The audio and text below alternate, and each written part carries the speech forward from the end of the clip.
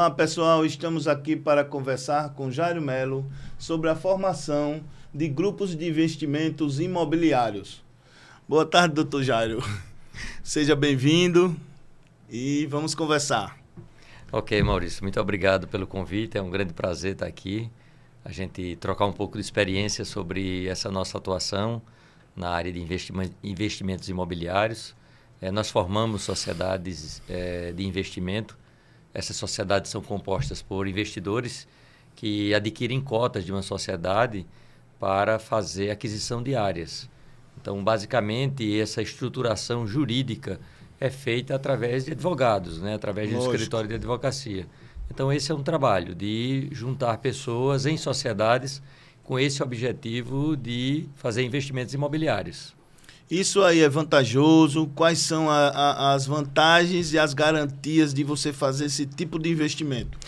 Veja bem, é bem vantajoso e bem interessante esse tipo de investimento, né? Tem pessoas que fazem aquisição direta, individualmente.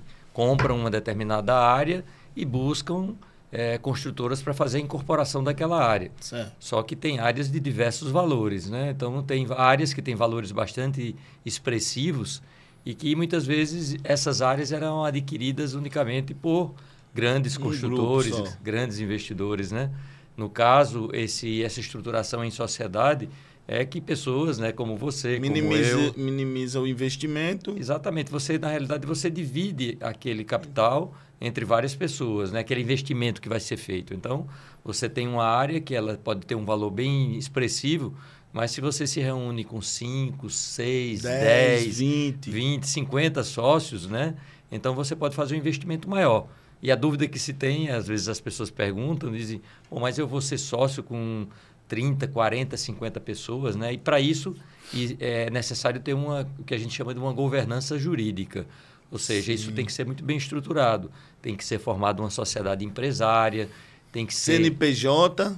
Exatamente, tem que ter um CNPJ, porque é uma sociedade empresária. Certo. Os sócios eles vão participar daquele capital social, né? Cada um com sua cota. Exatamente, porque uma sociedade, você tem que ter um contrato, né? Se for uma sociedade limitada, é um contrato social. Se for uma sociedade anônima, é um estatuto, né? E isso é formado com regras de governança, de acordo com a legislação, né? Existe uma legislação própria que disciplina as sociedades, né? Então, além da legislação, além das leis que tratam das sociedades, tem o próprio contrato social, onde vão disciplinados todas as relações entre os sócios. Não só o objeto da sociedade, que no caso é investimentos imobiliários, mas também o capital que cada um vai investir, né? Com as suas responsabilidades, com suas obrigações e com seus direitos também.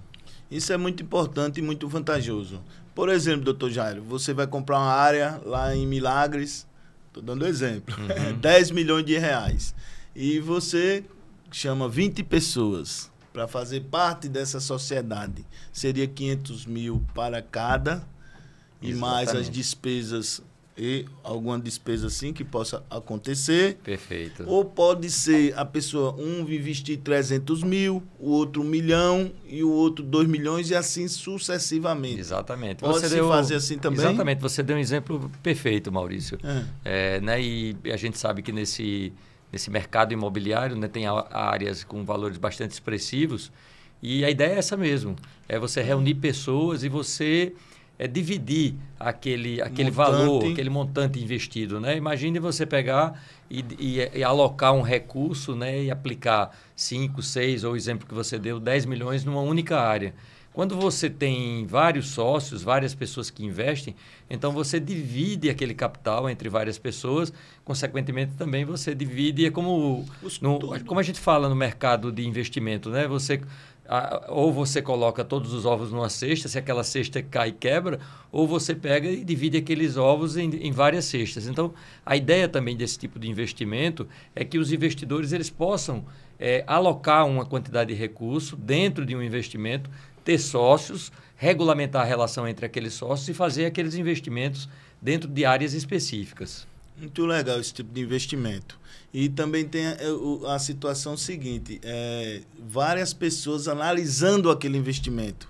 Por exemplo, que eu dei o exemplo de 20 pessoas, são 20 pessoas analisando o contrato, quem são os sócios, Muito bom, isso mesmo. Qual o valor que vai ser, qual é a área que vai ser adquirida. Toda essa situação de 20 pessoas olhando e analisando e cobrando esse investimento. Perfeitamente. É muito legal, né? Exatamente isso a ideia, né? Porque uma coisa é eu estar com uma área, eu sozinho... Investir 10 milhões e ficar sozinho cuidando de tudo. Isso, ir atrás de construtora, ir atrás de arquiteto para desenvolver um projeto imobiliário, ir atrás de engenheiro, mercado financeiro. IMA, tudo, né? Isso, os órgãos públicos. Licenciamento ambiental, cartório. Então, quando você traz sócios, e essa é uma grande vantagem, né? Nós somos muito fãs de sociedade, né? Há anos a gente acompanha aqui, há 3 décadas que a gente acompanha sociedades, a formação, a formação de sociedades aqui em Alagoas. Então, a gente viu que esse é um bom modelo, né? Um modelo que tende a prosperar, porque você também traz para junto de si investidores, né? Logicamente, você vai escolher bons sócios, né? Então, você vai ter sócios que, no futuro, você vai dar capilaridade àquele negócio no mercado, né? Porque se estou você e eu chamo mais 8, 10, 20 sócios, futuramente, quando eu desenvolver aquele projeto imobiliário, aquelas pessoas também vão usar suas redes de contato para viabilizar aqueles negócios que vão ser formados ali daquela empresa, entendeu? Com certeza. E esse investimento, você pode fazer assim, tipo, também pode ser um hotel, pode ser um hospital, pode ser um condomínio. Perfeito. Todas as vertentes podem ser usadas nesse tipo de investimento. Aí você trouxe um ponto bastante interessante. Numa determinada fase, né, do empreendimento... O hospital seria maravilhoso, né? Exato. Você já relacionou algumas, né? Começando pelo condomínio de lotes, condomínio de casa, hotelaria, hospital, segunda residência, né? Então, você tem uma infinidade de possibilidades. E quem vai decidir isso? Os sócios. Né? Logicamente, você vai ter que estar conectado, e você sabe muito bem, né? Você está há anos aí no mercado imobiliário, e você sabe, a gente aprendendo. olha... exatamente. A gente está aqui com uma área, mas a gente está olhando para o mercado para ver o potencial de negócio que aquilo gera. Então, quando você reúne uma boa área, com uma boa perspectiva de mercado e com bons sócios, então a perspectiva de êxito ela aumenta... Muito maior. Exato, aumenta exponencialmente. Porque você vai olhar para tudo, desde a área que você vai escolher, o tipo de empreendimento que vai ser feito, o volume de recursos que vai ser utilizado e, logicamente, né, que é o cuidado que a gente tem, é a segurança jurídica, né? Porque não adianta você fazer nada se a área não está regularizada, se os seus sócios estão com pendências perante... tem que analisar os sócios também, exatamente, lógico. Né? Sócio é como um... É que não casamento. É como um casamento, exatamente. Tem que ser bom para os dois. Exatamente. E uma curiosidade, como vocês atinaram para esse tipo de investimento que a JGM começou a focar nesse tipo de negócio? Imobiliário. O que a gente percebe na realidade é que determinados institutos jurídicos, né, que são utilizados no mercado, eles vão surgindo a partir da necessidade, da própria necessidade. Foi você investindo, aprendendo. Isso na realidade acontece chamando os amigos. Exato, isso acontece muito no direito, né? O direito ele vai se adequando às necessidades de mercado, né? Então o que a gente percebeu, um movimento, né, que isso já ocorre há muitas décadas no mercado europeu, no mercado norte-americano. Aqui em Alagoas, o que é que a gente começou a perceber? 2, 3 sócios, né? Agora... Exatamente. Exatamente. O que a gente começou a perceber é que, para determinados tipos de investimento, que exige uma quantidade maior de capital, então o ideal é que você reúna mais pessoas, né?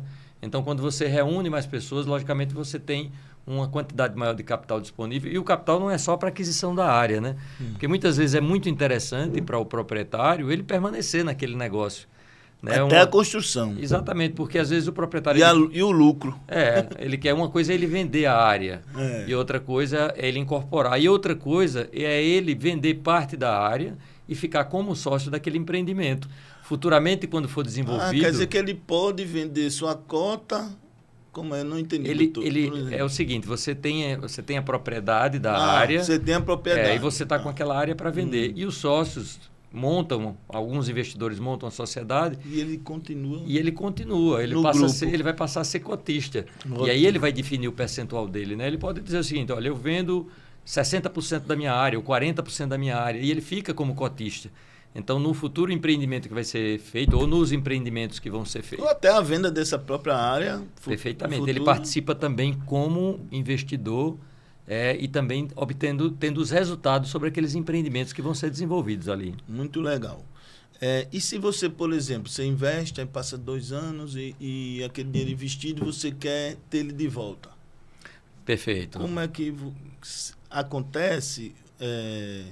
Ou não é normal isso? Não, acontece muito. E é isso que quando você traz uma estrutura jurídica, né? Uma estrutura societária bem montada, a gente faz o quê? A gente utiliza todas as possibilidades que podem dar certo e o que não pode dar certo.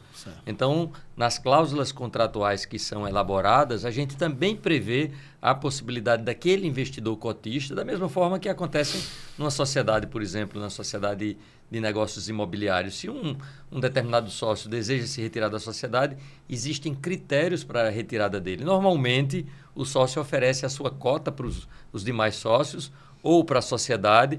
Quando não há o interesse dos sócios cotistas na aquisição, ele pode oferecer para o mercado.